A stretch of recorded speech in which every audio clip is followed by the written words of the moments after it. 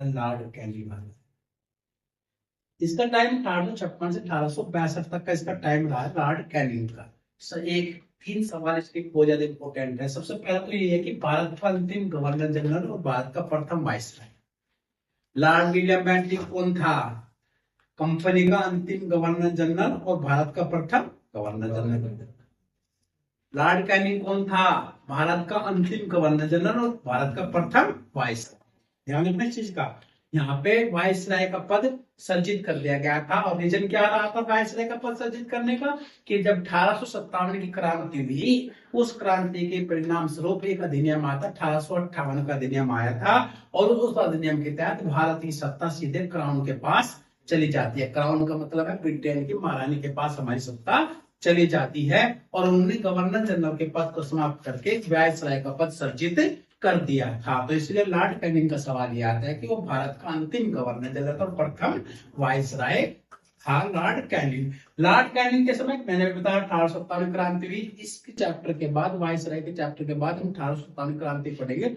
उससे संबंधित भी कई सवाल जो है परीक्षाओं में आते हैं। समझ में आया? उसके बाद पेश ने क्या किया? सबसे पहले बैठ के इसने जितने भी न्यायालय उस समय थे, जैसे कलकत्ता में भी उस समय उच्च न्यायालय स्थापित किया हुआ था, सदर न्यायालय भी खुले हुए थे, भ्रमणकारी अदालतें भी उस समय चल रही थी जो कि कॉर्नवालिस ने शुरू की थी। तो इनको सबको समाप्त कर दिया इसने और इसने कहा कि इसने जो है तीन उस समय प्रमुख शहर थे, कलकत्ता, बंबई और मद्रास। इसमें उसने क्या किया? उच्च न्यायालयों की स्थापना कर दी गई। वर्तमान में उत्तर प्रदेश का उच्च न्यायालय कहाँ है? इलाहाबाद, जो कि प्रयागराज के नाम से आज वर्तमान में जाना जा रहा है। सबसे पहले 1866 में जो है ये आगरा में था, जो कि 1875 में जो है वो इलाहाबाद में ट्रांसफर हो जाता है। 1875 की डेट बहुत इंपोर्टेंट है।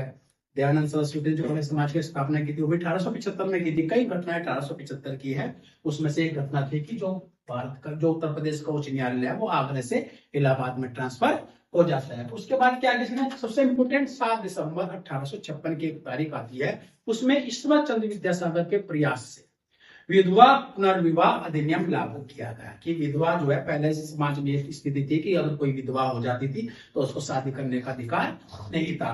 तो ईश्वर चंद्र विद्यासागर ने जो है एक अथक प्रयास किया और उस अथक प्रयास का परिणाम ये रहा कि लॉर्ड कैनिंग ने जो है विधवा पुनर्विवाह अधिनियम लागू कर दिया गया नियम 15 के तहत। ये मैं जो बता रहा हूँ तो धारा 17 नियम 15 ये छोटे छोटे क्लू है और परीक्षाओं में कुछ नहीं पता चलता कहां से क्यों क्या पूछ ले। ये भी सवाल परीक्षाओं में आए हैं किस नियम के तहत जो है विधवा पुनर्विवाह अधिनियम लागू किया गया था। तो इसमें क्या था? नियम 15 किसके प्रयास से? ईश्वर चंद्र विद्यासागर के प्रयास से। उसके बाद 1856 में लॉर्ड कैनिंग ने क्या नियम बनाया? पैतृक संपत्ति का कानून। उसने बताया कि कोई भी व्यक्ति अगर अपना धर्म परिवर्तन करता है तो उसके पैतृक संपत्ति से वंचित नहीं किया जाएगा। ये कानून जो है 1856 में किसने बनाया? लॉर्ड कैनिंग ने बनाया था। लास्ट में 1858 में मैकॉले ने दंड संहिता कानून बनाया था और 1859 में जो अपराध विधान संहिता बनाई थी जो वर्तमान में भी चल रही है।